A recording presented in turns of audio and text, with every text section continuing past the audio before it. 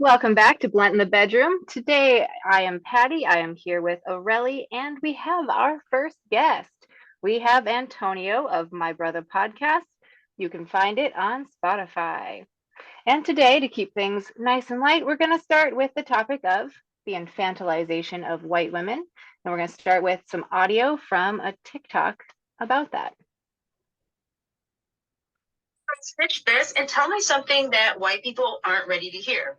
White women don't have any internal power. They wield the power of the men around them, their husbands, their fathers, their sons. White women didn't have autonomy for a long time, so we were taught to sexually exploit ourselves and emotionally manipulate those around us in order to do the things we wanted to. White women do not teach their daughters about internal power. It is not something that is passed on, and due to that fact, white women are intimidated by and jealous of the divine feminine within the indigenous and Black communities and the internal power that brings with them. It's one of the reasons that white women are clamoring to appropriate looks and lifestyles that they have been oppressing for centuries. It's also one of the reasons that white women tears are what they are. And the angry Black woman trope works. It makes the white woman the victim, and it covers up the Black woman's power as unjustified anger.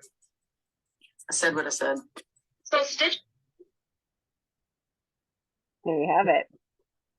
No chit chat today, just right into it. Yeah. And you guys want to react to it? Hmm? Do you want to react to it? Well, you react to it first. Okay. I have lots of reactions to it actually. I don't disagree with anything, honestly. I think it's all true. Or I mean it all like resonates as accurate to me. Like the sexual exploitation of ourselves and manipulating others to be able to do what we want. That is so true. But it's because we had such like got to behave in some certain ways and make yourself small. And so like we're all still trying to get our needs met. So like we find these ways that work. Ugh, gross. We've gotten ourselves into a pickle with this, haven't we? I don't know. I'm not sure what all to comment on. I could comment on probably every line of it, to be honest. The divine, oh, you know what? Okay, I'll go to this one. The divine feminine part was so interesting when I heard that, because I was like, oh, that's true, isn't it? I mean, I think when I got into witchy stuff, the divine feminine was like a part of that. And so the witchy stuff is also so like European stuff with the like herbs and whatever, that kind of version of witchy stuff. And so like I kind of just connected the divine feminine to that and not like thinking about that it had origins that were more indigenous and you know that kind of thing. So fascinating. What was I thinking about that? I guess the idea of that, it was so like the appropriation is so normalized that it didn't even occur to me, right, to be like, oh well, where does that come from? And I just reached into that idea as like thinking it was all women, you know, like the idea that it was so appropriated already that it wasn't even clear to me anymore that that was a BIPOC originated idea. You know what I mean? Yeah. I mean, kind of, yeah. What do you think about that? Yeah. I'm still trying to process all that. It was a lot for me all of a sudden. It wasn't. About the video or what Patty said, just to be clear. All of it, any of it. I mean, I think Patty's spot on. It is quite normalized to the point to where it's a default, an understanding that you don't have to really speak on.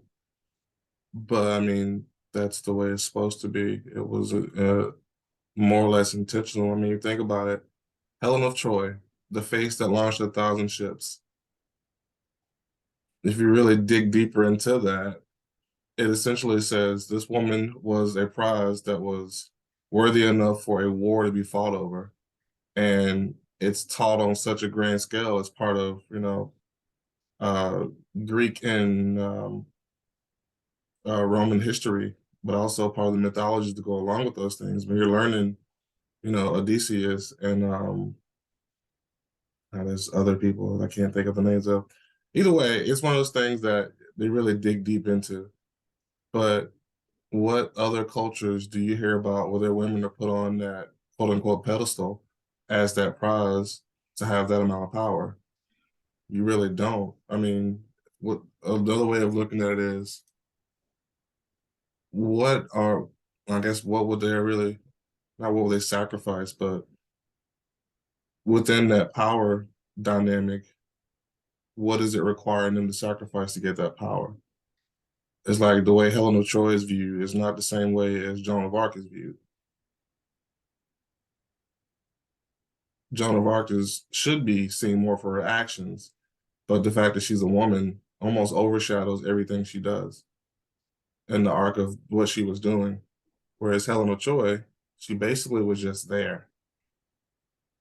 But yet, in the teaching of that, she is still glorified in all of that, just existing.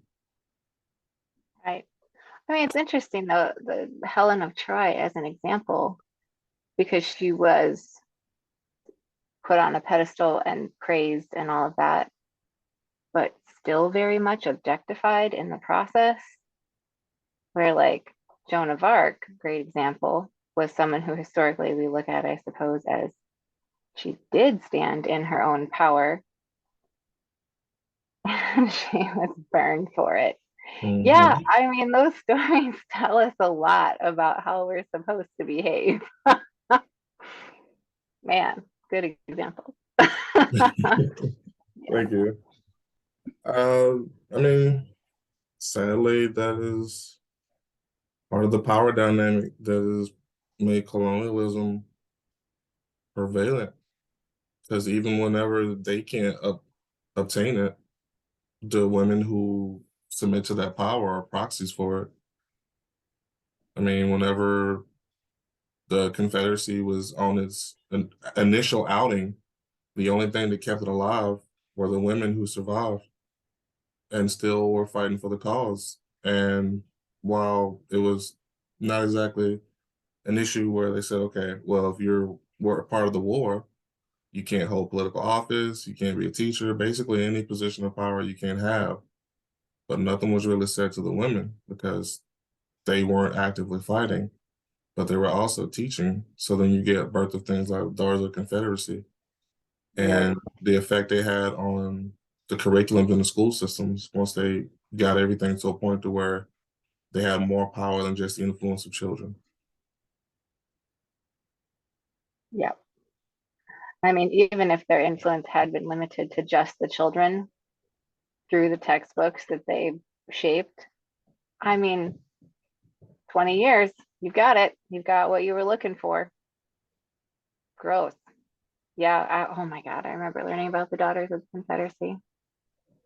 That's interesting. That falls right into what she was talking about because that was their way to push forward what they thought they needed to do. It was terrible, but they manipulated and like they were able to do that without actually having the power.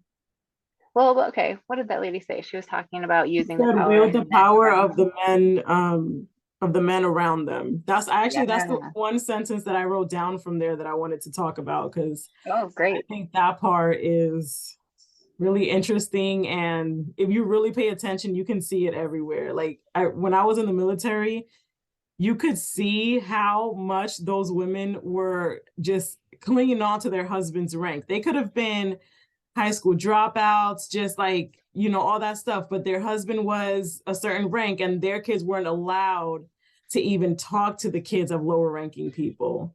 Like that kind of thing. I remember noticing that. That made me think whenever she said that quote in the video, that's what I thought about. Yeah. Wow.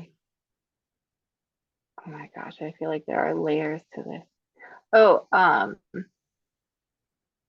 go along with the divine feminine and appropriating looks and that sort of thing. I was thinking about like in the 80s when being tan, like super dark tan, like the darker the better, was the thing. Like, isn't that strange now to think about? That it was like literally trying to look BIPOC, maybe? Is that, do you think? Am I crazy? Well, I don't know. I didn't grow up around white people. I don't know. I Oh, wouldn't even be able to comment on that. I get his shade when in the summer, like I never, but you know what? My sisters are pale, like super white, like no melanin, and they definitely used to fry themselves, like would put on carrot oil and just sizzle in the sun. yeah. And like tanning beds and stuff, all to be darker skinned. That area definitely did it as well. I mean, it was Farmers what? tan. Oh, yeah, I've seen the farmer's tan. That is so crazy to me how that happens. It looks so strange. Those days of going to school and the people who got burned, their skin just peeling off in class, and it's like, oh, you should really just stay away from the sun. Not your friend. I'm surprised there are any white people in the South, to be honest. I don't understand that. It just seems like it can be a straight up like sun allergy. So I don't know how that works. I mean, I've seen it in Florida. I remember the case of these little boys they were so sunburned. And I guess most of the kids in the class were Hispanic or black. And these were just like, so everyone had sunblock on, but they were in the sprinklers and it like wore off. And the teachers didn't think, because we don't normally have to spray ourselves down every like whatever. So yeah, these little kids were in the emergency room and how bad it got. They were like, there was like bubbles. What do you call them when it's the water under the skin? oh, I don't know, it was pus. blisters. It was the water. Ew. Like a blister, like all big Blisters. blisters. That's what it was. The blisters. Yeah. Yuck. Okay. Yeah. Talk about sensitive little snowflakes or whatever. True. The melanin seems very useful. That's funny. But yeah, so okay, so with the skin color stuff and like wondering if that like what was spurring that, it's very interesting. There was this time that my dad was at the grocery store and there was two women at the grocery or at the checkout, and they were fighting over whose tan was darker. Wow. And I remember at the time being like, oh God, Dad, because what he said he did is he turned around and looked for a black man in the store and was like his tan is darker. Like I still don't know how to feel about that. Like in a way, he was sort of pointing out these girls were being a little bit ridiculous about trying to have a darker tan or whatever. But also, I was like, Dad. I would laugh. I definitely made that joke several times. Have an all year tan. An all year tan. Yeah. So yeah, I mean, definitely rings true that there's appropriativeness of looks and styles of things for sure. Yeah, the hair one really, I just find it to be really ridiculous, the argument. I remember it was a point in time, I don't know, I haven't been on TikTok in a long time, but I remember there were these white women that were like arguing for why they should be entitled to wear box braids and cornrows and stuff.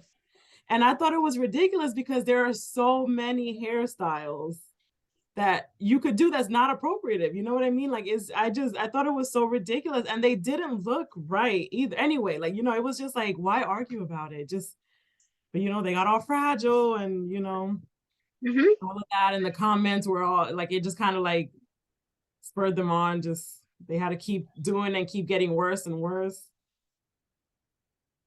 Yeah, that one I know will get a lot of debate going about hair, like dreadlocks and stuff, especially. I feel like I had heard though that there was a version of dreadlocks that was actually what like white hair or European hair locks are when they're in Yeah. a similar style, but it's like a different thing because of the hair texture or something. Yeah. I don't know.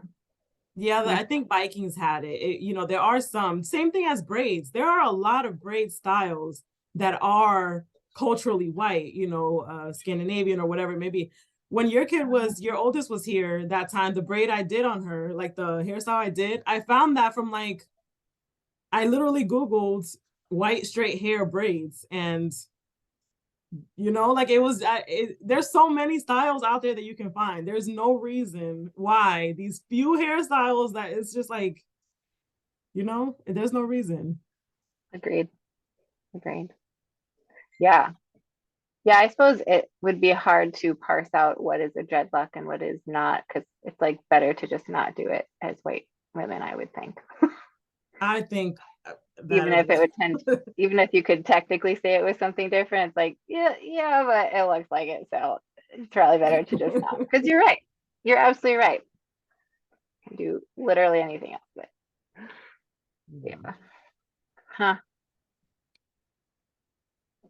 Well, the infantilization of white women in general idea, before hearing this lady's video, I had always especially thought about body hair in conjunction with that, because I find, like, preferences aside or whatever, although it could be asked, where do we get our preferences from? But like, isn't it a little weird if there's people who find like, oh, it's only sexy if there's no hair anywhere? Oh, you mean like a little girl? Yeah. Like, I don't know. Like, I guess there are reasons to be smooth in all the places, but like, adult grown women have hair there, Yep. And I think, this is my personal opinion, I think that is what like should be the thing that we are making sexy. Like when we're taking a natural sexual drive of people and then we're like intermingling it with these very youthful looks, I kind of feel like that's a problem. Yeah, but see, the reason why I tend to stay away from this type of conversation, to be honest, is because I feel like once you get that ball rolling, then people are all of a sudden going to be like, why wear deodorant? It's natural. Absolutely not. Like, no. I mean, I don't live in those cultures, and no. Like, or farting on the next to you on the bus. It's natural. Like, I don't know. I feel like once you get the ball rolling with some stuff, it's like, maybe we should just leave well enough alone. Interesting. Yeah, I can see how that gets to that. But then do you feel like it's fine? Like it doesn't cause issues? Or I don't know. And like maybe it doesn't cause issues and I'm just making things up and feeling, insecure about my own self. Maybe that's possible. In the body hair? Yeah. I thought body hair was in though. Is it? Is it now? Yes. It's a lot more accepted here in liberal Oregon. I know it's not. But I do, especially like armpit hair. Like that, I really don't, see why. I mean, I can't just be out here all, what I mean? I'm Hispanic. There's too much for me to be out here showing. But I do think that one is kind of a ridiculous one, because why? Oh, you think it like that it should having to shave it to be feminine. Oh, okay. Yeah. I was like, oh, which way are you gonna go in that? I mean, I'm still going to shave. Like that's still gonna happen with me. But also I feel like whenever I see other people not shaving, it's like I really don't see anything wrong with it at all. Or did either of you too. Oh yeah. Did either of you, like, how did that look like women around you growing up? Did they, and also what's the balance of like women of color versus white women that you saw around you growing up? And like, what was their body hair like? Well, I find, so real quick about the body hair, I find that if you're either really white or really black, the body hair is less, significantly less. But all of the rest of us in the middle are hairy. Like it's a whole spectrum of it. I wonder if that's like a true correlation. That's so interesting. I have a friend that does not get any leg hair at all, like at all, ever. Grown woman, my age. And Wow. that is for sure. Yeah. She's all the way, she's Black, like completely. And yeah, and I'm right. Like when I tell you I'm in the middle, I'm like genetically just a mutt of all the things. And I'm definitely a hairy person. So yeah. Okay. So that was that question. But then also in my culture, it's considered unhygienic to not be hairless. Like armpit and legs and everything like that is unhygienic and like not feminine. Like we just don't, that's not, it's not something that we do. And when you say is that like the Dominican? I don't know if it was just Dominican or Dominican and New York. I don't know, because New York is kind of like a melting pot of all the things. Yeah, okay. So yeah, we did not see women out here natural, legs all hair on it and armpits hair, like all that stuff we didn't really see. I never saw that actually. Okay. What about you, Antonio? Yeah, they were shaving underarms and stuff. Everybody was. Everything was shaved. I don't know about everything. I was. Oh, well, yeah. Fair. That's a little later, but as far as underarm, I mean, girls play volleyball and softball, so and they shaved their legs and talked about it because that was a thing that teenagers do. Yeah, I think that part of whatever permeate, but I mean, that happens, right? Where everybody's accepted, well, whatever the accepted method of grooming is for that point in time, people do it just because either Yeah. they don't want to go against the grain or they're just okay with what that standard is. I mean, sometimes it's hard to tell whether people just don't want to push back because it's easier, but for women's hygiene standards, I think that just is a culmination of how much power women have determined to have to set that standard.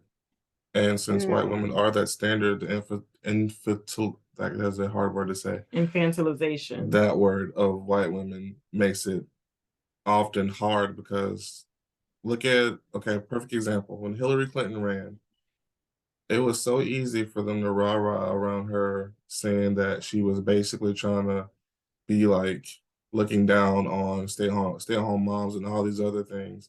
And they took that little bit of rhetoric to flip it on her. Mind you, she was doing work in Congress doing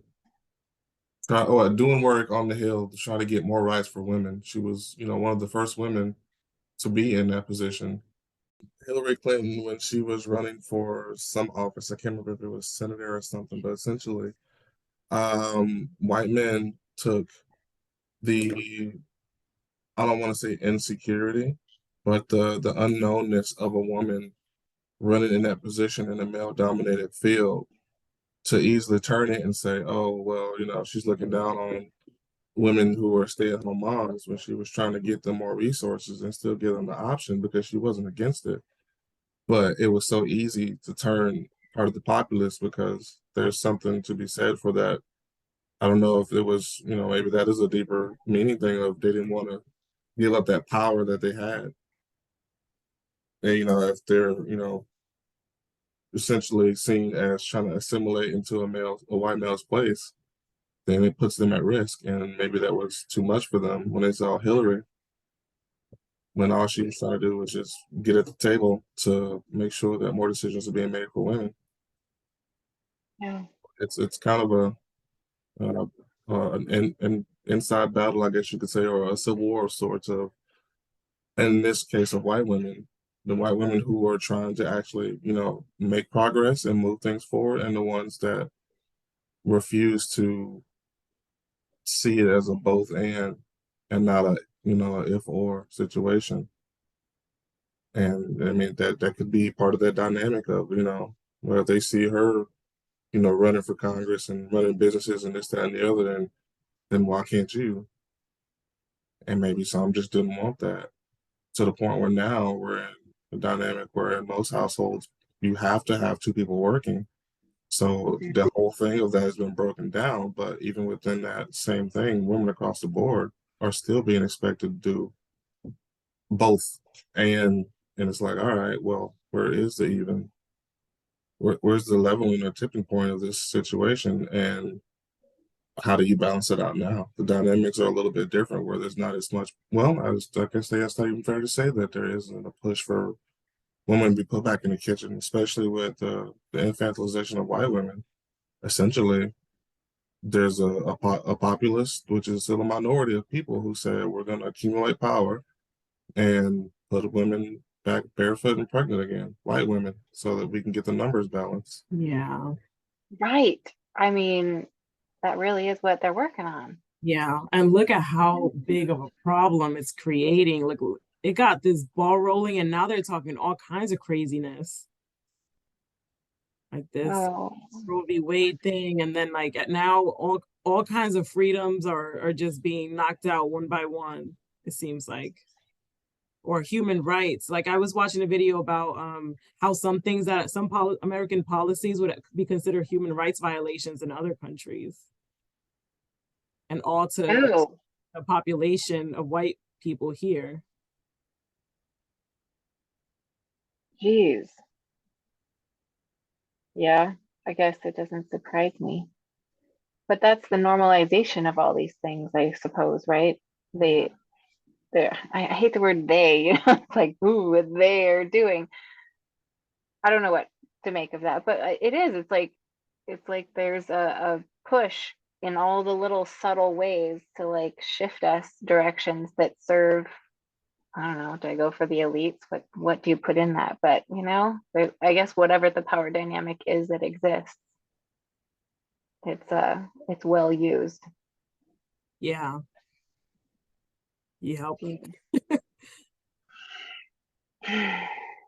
And but Well, you can see it though from their point of view. Like if we really step back and try to understand it, it would be dangerous if they didn't do it this way, right? Like if they didn't put these measures in to bring white people up, like higher up, then the poor whites would band together with everyone else. right. And it would cause, you have to keep these people, certain people thinking they're better. And then the other people disliking the people that have been told that they're better. And then they are like, well, you should have just, like, it's not my fault that you're, or that you haven't worked hard enough or whatever it may be. Like, this is just the way it is. Like, you have to have that separation because we could overthrow them if we like really did band together. Like, they can't allow that if you really think about it. Yes. I had this very stony, semi-profound thought today around around frontline workers, essential workers. Because like, remember at the beginning of the pandemic, we all had this moment of like, oh shit, these are the people that literally keep food coming to my children's mouths, that help my grandma when she's sick. And we had this recognition that those were important people, and we banged pots and cheered for them out our windows every night. And then when the big trouble was over, it was like, okay, thank you. Go back to your job and don't talk too loud anymore. What? No. The fuck, dude? It's not like they're not important now. They're just as important and always fucking have been. And I was like, oh my God. Essential workers are always essential. They're always on the front lines. Like, why aren't we making them so? Like, what about unions? I was like, I don't know anything about unions, so ignore me. But I was like, what if they all make unions? Like, I would back that. Let's do it. Right? Because would unions be a way to take back power? It was for a while. Isn't it still? Yes, it is. I mean, it can be. Is it? I don't know. I just feel like maybe it's because how I grew up in conservative world. It was like unions were kind of demonized. That is part of the propaganda that Yeah. America is the only country that it's not illegal to union bust. And I mean, if you think about it, for the big companies back then, the same costs of now, except people are a little less connected. And it's like, okay, well, it's easy to mobilize everybody now because we have that connection. But imagine working in a factory and there's 5 other factories, but you don't know how to connect with those people. That collective bargaining makes sure that everybody gets what they need. The transparency made it harder for businesses to grift people, but at the same time, it's like Amazon in Alabama when they spent basically the money that they were trying to get for them to pay them more and get better working, resources. They probably spent that on propaganda just to union bust. I mean, Uber did that in California. They spent basically what they were asking for when they didn't want to be independent contractors and wanted them to cover their insurance, which isn't, hard to ask. I mean, they wanted health insurance and all the other things, and they basically went against it, invested a butt ton of money to make sure that they stayed independent contractors and they don't cover any real expenses for them. See, these would be considered human rights violations in some other countries. Totally. Okay, so here's the thing. I know we're tangenting, but here's the thing. We got here honestly. Like, these issues are not separate, No. right? I don't Like the think they same are at all. system that, Yeah. oh, right. That's the thing. I don't know, like, how do we make things better without crashing the whole system? But like, that's not a good idea either. I mean, it kind of is. At some point, we have to admit that it will need to crash in order for it to be rebuilt, because all we're doing is staving up the end until we can get it to a point of stabilization. But we go in cycles. The things that are happening now have happened before. The problem is access to resources. We don't even know the full histories to know this happened before to see the signs. So when it's on your front door, especially with us never really having a war outside of the Civil War on American soil. I mean, and then, you know, this part of, American whatever, people are comfortable and not fully understanding sometimes. I mean, it's really par for the course. We're, quote unquote, religious founded country. If you think about it, in England, they had kings and queens, and they also had prostitution, and divorces were made because the king said he didn't want to stay with his wife. They watched all the things evolve right in front of them around the church, and the people who supposedly, left because they got tired of England or, basically Europe saying, you don't care about church anymore because divorce is allowed now. So the party's over. We got to leave and start a new party. They go to a new country, and these are all essentially, I mean, jokingly and kind of realistically, cultists that left to say, okay, we're going to go start our own country. And all of their religious doctrines came with them. And at that point, in those parts of the religion, the woman was the second place. She always was wielding power from the man around her. If that's what it was based on, even as it's still baked in little places, it's going to propagate itself until it's totally broken. Yeah. There's some things about what's being said here that I feel like would be red flags for the FBI. I think we should be careful about that.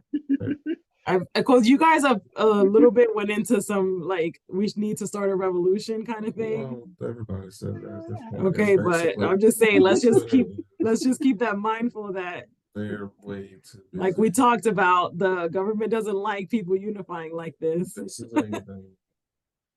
Got to be more specific about which parts of the government, because painting it with a broad brush is how we got people confused about how Republicans and Democrats and Libertarians are basically all three sides or two sides of the same coin, when one is trying to make sure that, you're not dumb, you're fed, you don't have poison and metals in your food, you can go to work and go home and take care of your kids and hopefully afford to do that. Or, I don't know, have a broken condom or a drunken slip up and have another child and not be the end of the fucking world.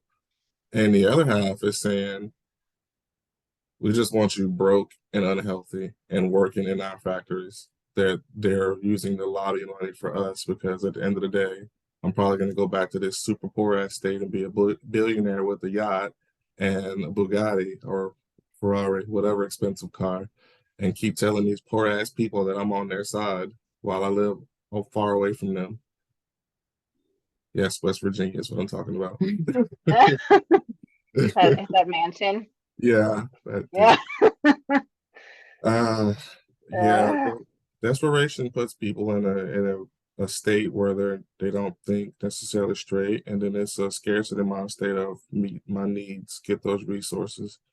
Yep. And if it's propagated for long enough, it is a way, a means of control, because if you have what you need, you're no longer, making decisions based on need. You can make them on want. It's like applying for a job that you want versus one that you need.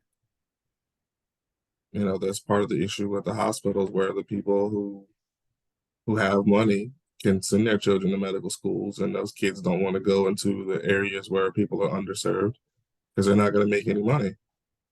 Why would they do that? But the kids from those neighborhoods who want to go to medical school can't afford it, and they want to come back and do, service in their community. Yeah. You just made that full circle for me. What do I do with this rage? Don't start another FBI conversation. Screaming in pillows. Not on the internet. I guess I go wander around protest in a Handmaid's Tale costume and 6 justices of the peace, or not justices of the peace, what am I saying? Supreme Court justices hanging off a hanger. That's what I do. I really believe you're going to end up in history books. No, oh my God, no. No, for real, like a picture of you, like maybe not knowing who you are and stuff, but all right, like all a right. picture of you, like the right place at the right time. Some, reporter or somebody took a picture and put it somewhere, and that's just gonna end up in a history book. All right, I'll accept that. That's what I was thinking would be cool. Like, if the stuff I wanted to see change about the world could change and it was because of me, I don't care if my name is known. Like, that would be awesome. Yeah. Just so it actually gets better. God damn it. I actually think we're about 500 years from figuring our shit out. And it's going to be rough between now and then. And I have no reason to think that, just to be clear. It's just my little fantasy. Yeah. I mean, where we're going now, we still got to go through a couple of dips. And if history is repeating itself, then the next 10 may be rough. But if we get to the other side of it, some real reforms may be made, or we'll have a whole new country. Or two. God, that's so terrible. I mean, is it? There's nothing wrong with I don't know. rebuilding. I mean, it sounds like they rebuilt places in Europe after they destroyed the hell out of them. It used to be part of the process where, you play the game of essentially geological or geography chess. Your piece gets taken, you reform it. I mean, this is just part of history.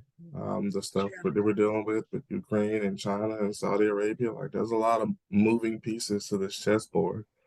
And sometimes we only see the piece that we are or in front of us, and you can only deal with what's in front of you. That's a terrifying thought. What you can only deal with what's in front of you. That this isn't the worst of it, that this is just like our piece of the fucked upness. I mean, and that there's other fucked up shit. I mean, it's like I know that, but like the way you just said it, for some reason, I found it to be particularly scary. a lot more connected in the world than we realize. It says once you put all the pieces together, it's like, oh, there's a way bigger picture than we can take here. Antonio, I think you need to move forward a little bit. Your sound's not coming through quite as clear as Riley. Sorry. I see. You're starting Make to sure we're getting mumble. that clearly. I'm mumbling. I'm sorry. I didn't mean to mumble. No, I'm just basically saying the world's connected in more ways than we realize. And, like if let's say the price of, CDs went up tomorrow. Like people, I'm talking like people still buy CDs, but maybe it could be a supply and demand thing where, I don't know, a warehouse blows up in Lebanon, and that's where a huge bulk of those were coming from. And now supply short and supply and demand, and so many more things are connected because we're more of a global world now, where we used to be a bit more isolated and there were channels of international. Now basically everything's international. It's like you can get things custom made in China and sent to you in a week. That was insane to even think of back in the day. And it's like, making a long distance call made you shaking your boots because it's like, how am I going to pay for this? Now it's nothing. Yeah. So, yeah, we're definitely more connected, but also we're being flooded with massive amounts of more information than we probably should be handling. And a bunch of it's bullshit. Not good. That is the hard part, trying to suss through what's what. And it's like at some point you just gotta say what the fuck. I know, it's almost like the overwhelm of so much incoming media is like a really well concocted plan to make us just not notice a damn thing anymore and just be like, it's too much, just gonna put my head down, live my little life, and check out. And that's not good for all of us building something better for the future. Yeah, the curse of excess. Well, excess in that manner, but yeah, I mean, we all need to. Um, I don't know. As the world is weird right now, I think, in a very weird place where I think people are trying to find something, and social media has given us almost a false sense of finding something of like, like I need my tribe or a collective or people who are having trouble connecting with people just because they couldn't figure out, you know, physical cues of, okay, this is cool, okay, this isn't. And now I'd say these kids are even more confused than they've ever been because, they still talk and text and, you know, they're not required to actually learn handwriting. It's just like whatever is whatever. Like, so what is the actual bar here? Because it feels like the bar is being dropped and buried instead of being lifted, although we have the resources to do that. Why are we going backwards? Hmm. We'd probably push back on the handwriting thing a little bit, but I don't disagree with the sentiment at all. Because I don't know that, like, I'm not one to want to hang on to like handwriting the way we did just because we've always done it that way when we can communicate in other ways. But I'm biased because I have a dyslexic child. So, that's, Mhm. um, and I think that there's something really important about those brains that aren't able to do those things so well. Like, I think they can see things about the world in a way, not like woo mystical or something, but just like those brains, the way they see things can be a good counterpoint to those of us who have the word brains. And like, so I think by embracing more ability for people to be their own brain types, I think we'll get more benefit overall for all of us. And so potentially what I land on is like what we need is more compassion. Like if we start with more compassion, I feel like the rest is going to work out. Like I don't think we need to have beefs about any of the, writing, how we do it or any of that, right? Because I think if we start at compassion and our number one goal is greater well-being for all or for as many beings as is possible. And if that's like starting point, we can compare all these other things that are like expectations of us and whatever to that. And if it doesn't match, probably shouldn't do it. Yes, agree. I You don't should know be if I even was on point there at all. What? you should be president. I agree. Oh God, wouldn't that be awful? But you know what? Maybe I should. Actually, no, I should not. I have said this, I am not one to lead, but I am a very strong support of a good leader because I think I can see a good leader. And that's a sign of a good president because the president is only as good as his cabinet Yeah. Okay. or her cabinet because that's a thing But with possibility of now. yeah, right. Yeah, I'm Yeah. excited about it. I I would think, honestly, what? Sorry. no, go ahead. Oh, I would honestly really love to find there to be like a BIPOC woman that like would be rising to the top of things because I would absolutely love to like follow and support BIPOC women in all the things, right? Like, because if we say that this is from this book, How to Be Anti-Racist, or this book is anti-racist, this book is anti-racist. It was this idea of like, there's like a center of society, right? The like all the things that are normified by our media and by our institutions and everything. And so like if you're in that center, you can really only see into the center. And like the farther out rings from the center, you can see the broader range of ideas and needs and all of that. So I'm like, Well, let's see. How many intersectionalities can we put into one single person? And let's get them in positions of power because they're going to get it. You know? You already know who I'm gonna say should be president. Michelle Obama. There you go. Oh, I think she is a very intelligent, wise woman and logical. I agree.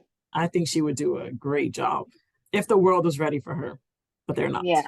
They'll never be ready. You can't wait till they're ready. Unfortunately.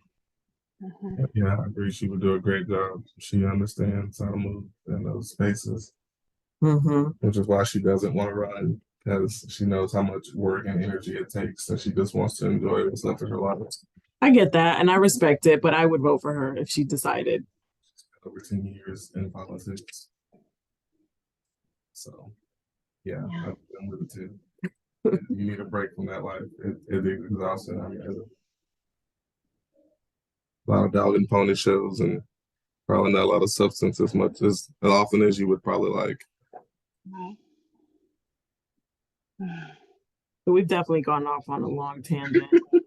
Okay. Do we want to go back to the main topic here? I mean, I don't think we went off really on a tangent. All this is part of the process. I mean, if you think about how many things could be fixed if white women weren't infantilized. That's Like, interesting. if all the white women today said, all right, we're done with your shit, white dude, get it together, or you no longer get access to us.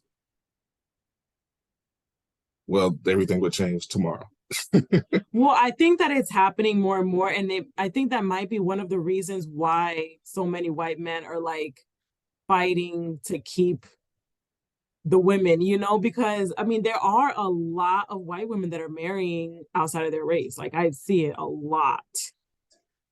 I mean, and it has to be nerve-wracking for them. Well, yeah, I was gonna say I think we call them incels. Unfortunately. Yeah, you're right. Huh.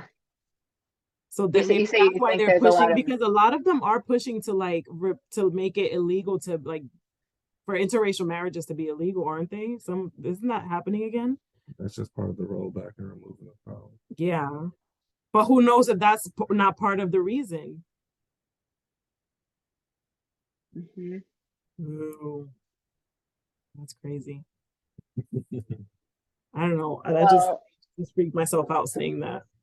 I mean, you're probably think about it though. You're probably not wrong to be concerned about interracial marriages because that's the right term, right? Okay. Because I mean, white woman has a baby with a black man, baby's gonna look a little black, right? Or what is it like? Not Well, the baby androgynous? will be black. Yeah, right. So I mean, oh my God. Yeah. Yeah. So I mean, yeah, that makes complete sense that there would be an effort there. Gross. Yep. Yep. I mean, I guess. Yeah, it's a lot you gotta really take a minute to let all the pieces come to fall in place before you get, completely angry and blow a gasket, because it's a lot. Especially when you see it happening in real time. It's like, all right, well, shit, what do we do now? exactly. Well, shit. What do we do now? We stay knowledgeable and make a change where we can. It's like Yeah. the little places. I was just talking to my buddy a few hours ago, and as we're on the phone, he gets a knock at the door, and he's at his girlfriend's house. So he's like, it's her birthday. She's still drunk, kinda. And he's like, chill, I got it. I'll get the door. And the person that answers the door is running for school board. And I'm on the phone with him, and I'm like, oh, perfect. Ask him what his platform is. He asked him what his party affiliation was because he got the wrong words. But either way, the guy was like, well, I'm Republican, but I don't think parties matter for this role. Whatever, whatever. Okay, cool. Why did it matter then for you to tell me? You could have just said, my party affiliation doesn't matter. My concern is giving the students what they need, XYZ, blah, blah, blah, blah, blah, blah. So as he's continuing to talk to my buddy, I'm picking up on things that made me question why you're running for school board. Like, what are you really trying to do? Because he never really said anything, but he latched on to, like, STEM and kids being able to make 60,000 at Honeywell and this, that, and the other.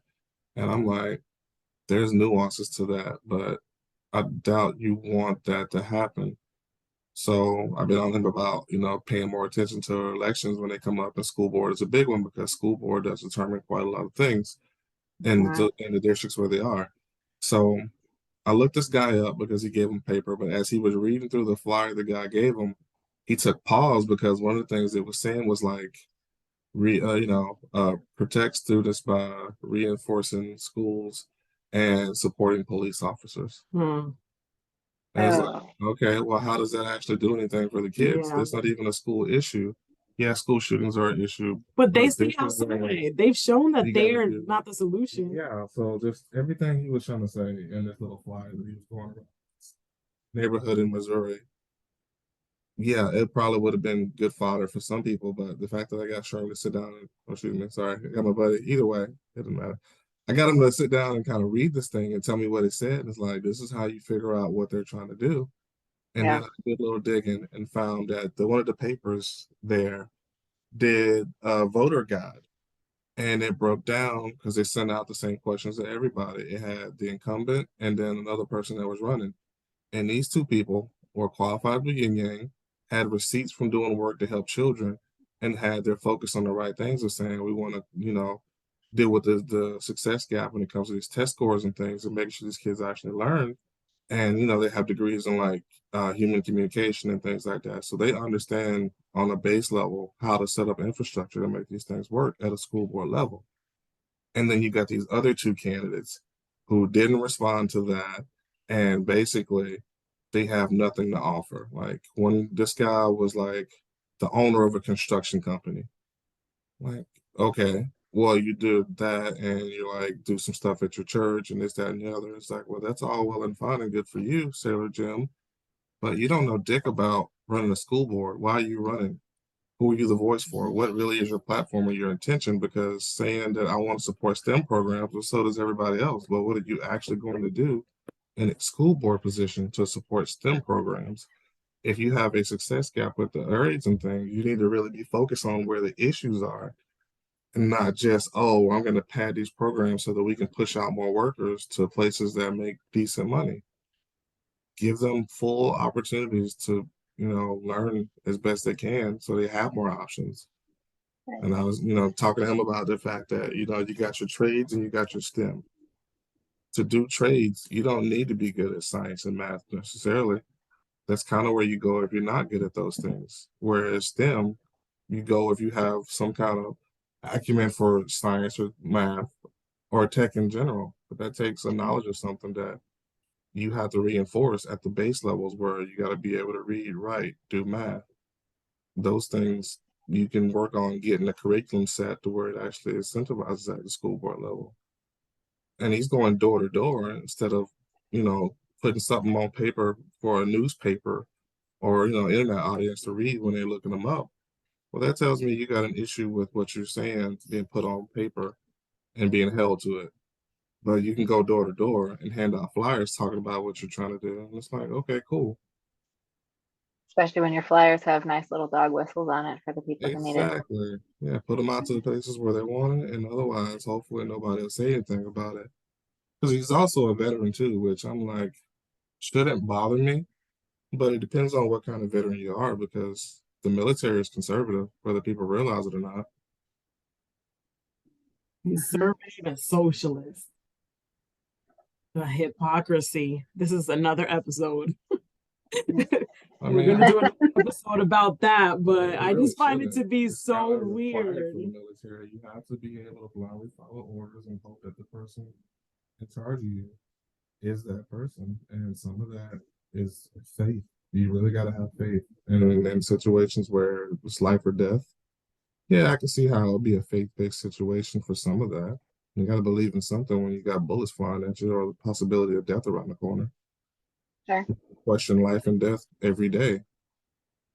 I mean, I've long thought that Christianity gives that little cushion of so you don't have so many of those big worries when you actually realize what the big worries are of life.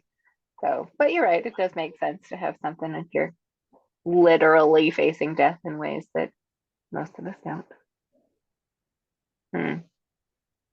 It's a lot to Education. navigate sometimes, but Yeah. most people get through it. Just like most things, there's going to be a degree of difficulty. Finishing up, but I guess I had a couple other things I could talk about the video. Go for Yeah. it. Oh, yeah. Yeah. Okay. Yeah, I guess my last thought about the video and or just the infantilization of white women is with regard to sexuality, especially. And this probably goes even more like into more fundamental Christianity, but white women within fundamental Christianity, like the idea of purity and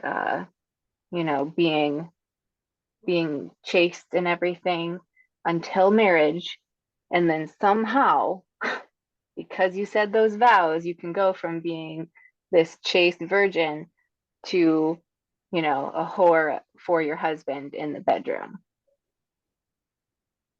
And so I think that idea or that expectation has led to so much dysfunction in sexuality for white women. Really? Uh-huh. Because because sex in general is just completely taboo, and it's the chewed gum metaphor of if you do that, then you're like a piece of chewed gum, and who would want you after that? And so like there is just so much self-worth and ability to think you're worth well, I guess that's what yeah, to think you're worthy at all, wrapped up in that one act. And so, if like I did, tried, I did, like I was that good Christian girl. And so all of my sexuality, right, you gotta like pack it all down. You don't acknowledge it, you don't entertain that. It's just like not a part of your life because it's not God's plan yet. And so then you get married to your, white, straight man, and you're just supposed to be like, no, I love this, and supposed to like have that function well, like I got really lucky, I think, where we were okay, like we figured things out, but it doesn't always go well for couples because of this purity culture that is so toxic. Yeah. And I know we've talked about purity culture before, but I feel like it's very well, like everything we've talked about tonight, it's Yeah. very interlinked, right? Definitely. Yeah. So, I mean, yeah, maybe just power structure over each other in general is a thing that leads to dysfunction in all different kinds of aspects of life. Yeah. Because I can definitely I didn't realize until I started kind of like looking into to kink and things like that, how dysfunctional. I mean, I'm only using the word because you did, because I've always been like hesitant to say that, but like honestly, like the things that some people are into, it is like I could see why people from the outside would look in and be like, that is crazy and not normal, you know? Sure. I mean, for me, I'm very much like, and if it's as long as it's between consenting adults, do whatever you want, as long as you're, like hurting anyone else or whatever. Everyone's consenting. I think whatever. But I also think like I sometimes wonder like how does somebody get to the point where they enjoy someone threatening them at the throat with a knife? That's the only way they can get off. You know what I mean? Certain things I'm just like, how do you get to that point? Right. At that point, it's a therapeutic use of that somehow. Yeah, it's like Yeah. to get released, you need to have like your life needs to be in actual danger. I mean, to me, that seems like it would be just like cold water, just like absolute. Like I would be terrified for my life in that moment. I can't imagine that getting me off, but for some people, like that's what they need. Right. So isn't it? Or whatever. Yeah. Sorry.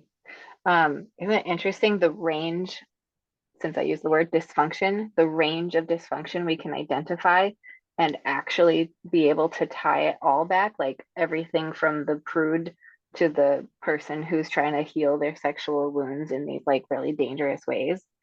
Like, whoa.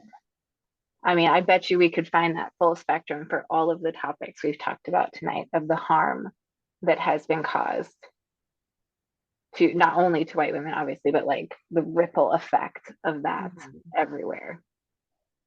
Y'all, we got to do better. I mean, I don't know. I get tingles talking about this stuff. So I'm like, maybe that means it's making it a little bit better just even by talking it out loud, speaking it into the universe that it needs to be different. I don't know. What do y'all think? What should we do? What else can we do? Doing these conversations and the more people that, well, I don't say more people. No one's half the battle. So once you get the knowledge, and it's like, okay, well, you got to be able to talk to people who will listen to you. I was telling my brothers today, and I tell them all the time, no one's half of the battle, and language is the other one. You got to be able to speak to people in a language they understand. If they feel talked down to, then they're not necessarily as receptive unless they respect you. And then it's a whole complicated thing. But, you know, there's a lot to be done, but you, you get the most change in those situations for people who are stuck on something or not visible, not able to see the entire thing for what it is, or just have trouble trying to accept what a change may look like. It just takes somebody who they are willing to listen to and speaks their language to start making those changes. Yeah. Collective intent, I suppose, would be, find the intention of what we're doing and get as many people on board. Yeah.